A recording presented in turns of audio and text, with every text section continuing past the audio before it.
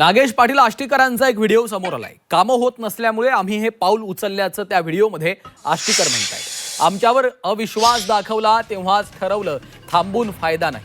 विकास कामांसाठी सत्तेत जाणं गरजेचं असल्याचं आष्टीकरांनी म्हटलंय। मी 2 वर्षांपासून निष्ठेने काम करण्याचा प्रयत्न करतोय। मी शिवसेनेमधून शिवसेनेतच गेलोय असं देखील आष्टीकर यांनी सांगितलं। 18 तारखेपर्यंत तरी आम्ही कोणीच कुठे गेलेलो नव्हतो, पण ज्या पद्धतीचं गैरविश्वास किंवा अतिरेक झाला बोलण्याचा, त्याच्यानंतर बऱ्याचशा मंडळीने विचार केला की आता तिथं थांबून सुद्धा काही फार उपयोग होणार नाही। आणि खरं सांगायचं तर आपण सर्वांना माहिती आहे की खूप दिवसापासून आपण पाहतोय की सत्तेशिवाय कुठलेही कामं कार्यकर्त्याची होत नाहीये। त्यामुळं कदाचित या सगळ्या गोष्टीचा जे काही मी पाऊल उचललं त्याच्या मागचं एक मोठं कारण असू शकते की माझ्या मतदारसंघामध्ये